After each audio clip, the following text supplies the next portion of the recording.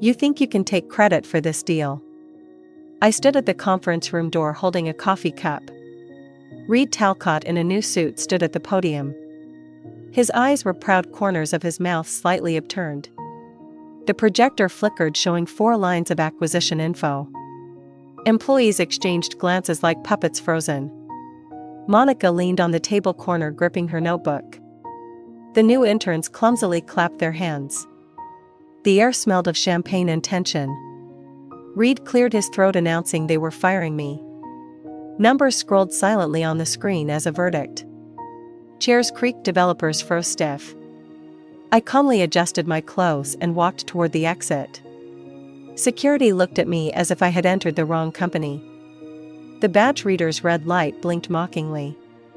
I did not cry nor shout. The wind blew past the street corner as if applauding.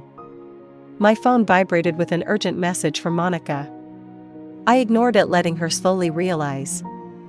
The interns thought they were celebrating future wealth. They didn't know I held the core code. 11 years of patented products fully under my control. I had been invisible and unprofitable in the office. My name never appeared in promotional materials.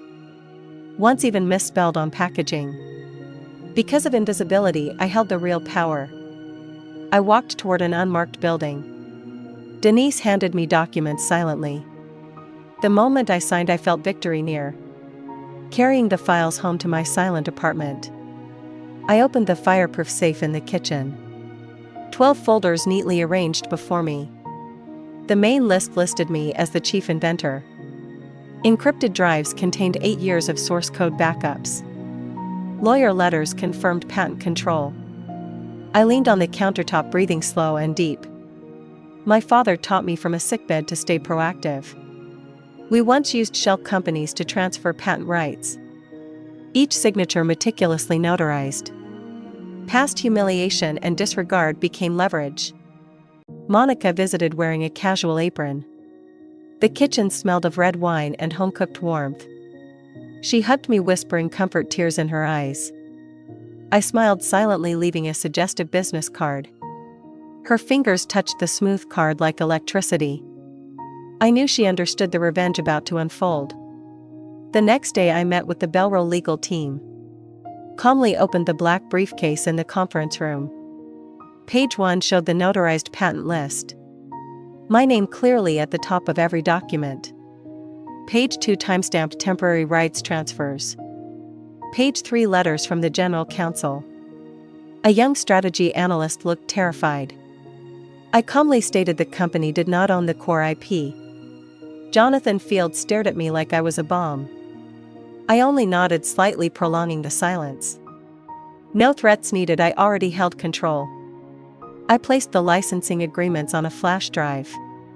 Proposed direct strategic collaboration, avoiding corporate bloat. Terms flexible, including equity and consulting fees. I emphasized 5 core engineers must join. Mira glanced at the shortlist and nodded in agreement. By noon, all documents were signed. IP licensing directly controlled by Belro through my LLC. Sablix fell into chaos, employees whispered. CEO and executives pale and flustered. Slack buzzed like a swarm of bees nonstop. Developers sent thank you emails confirming contributions. I anonymously forwarded them to Belro CEO with brief note. Reed tried to regain control in the office. All executives rushed to stand meetings, no one dared ask. I stood by the high-rise window overlooking the old company, silently watching them scramble helplessly. Belro announced withdrawal of acquisition. All intellectual property remained under my control. Slack and emails showed Sablix leadership panic. Reed Talcott helplessly bowed and logged off LinkedIn. I began running my new company, Hartman & Core. Receiving new client projects growing fast in value. Brendan Weiss sent a thank you email expressing trust. I didn't reply, calmly enjoying sunset in my apartment. Victory was not celebration but control without explanation. Employees and market slowly realized acquisition failed. I quietly watched the old system collapse. By the third day, internal dashboards showed acquisition paused. No news and media or social networks. Sablick's leadership tried repeatedly to salvage the situation. I observed from afar, calm as a mountain. Core team and code firmly in my hands. Reed and Associates' anxiety thick as frozen air. Every attempt to fix was futile. I continued pushing new company operations and client negotiations. Law and contracts entirely under my control. Former colleagues gradually confirmed facts, providing indirect support. Belro team officially completed agreement and license transfer. All rights legally under my control. Sablick's like sandcastles washed away by the tide. Reed attempted to speak, blocked by law and facts. I calmly sipped coffee on the balcony overlooking the city. Every breath of victory and control. The old company fell into powerless chaos and fear. Reed's hands trembled in his office, unable to protest. No grand gestures needed, calmly executing the plan. Every step backed by contracts and legal power. Employees gradually realized the true contributor. All counterattacks stopped by law. My new company operated steadily. Clients and projects launched as scheduled with growing revenue. Past betrayal and humiliation became tools for revenge. Every action precise and fully legal. Sablick's internal atmosphere frozen, no one dared speak. I sat in my apartment watching the old empire quietly collapse. No fireworks, no celebrations, only results. All rights in my hands, controlling the future. Reed could only silently bear the facts. Employees shocked, directors powerless, completely defeated. My revenge perfectly planned, calm and silent. Power and results fully controlled without shouting. Night fell, city lights like triumph. I stood on the balcony enjoying the serenity of victory. The old company collapsed and I moved forward. Every step combining strategy, law, and wisdom. I completed revenge, establishing a new order. The joy of total control needed no display. The world quietly and clearly proved my victory. I recalled all past disregard and humiliation. Peace in my heart surpassed any anger. Every contract signed showed strategic brilliance. Employee trust and client support steadily increased. The new company gradually became an industry benchmark. I sat in the office reviewing all achievements. Every breath a moment of control and victory. Past shadows transformed into leverage.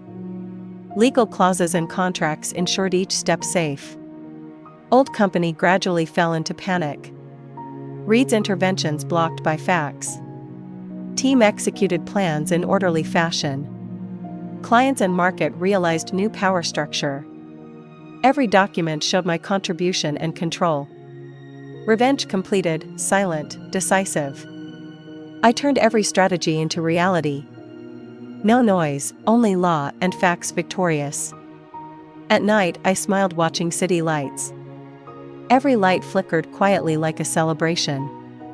New order stabilized, old empire completely collapsed. Hartman and Core began attracting industry attention. Client and employee loyalty steadily grew. Old company executives faced irreversible situation. I calmly and strategically controlled the entire process. Revenge complete, victory clear and visible. I continued expanding new company operations steadily. Every contract signed marked revenge and victory. The quiet world proved my strategy and wisdom. I stood on the balcony enjoying control. Victory needed no exaggeration, only calm execution. Past humiliation became leverage. Revenge complete, top of the industry. New company operations and results continued growing. Every step reflected strategy, wisdom, and legal support. I quietly watched city lights flicker like triumph. Revenge ended, I controlled everything. Old company collapsed, new company rose. All rights and results in my hands. Victory clear, calm, silent, and complete.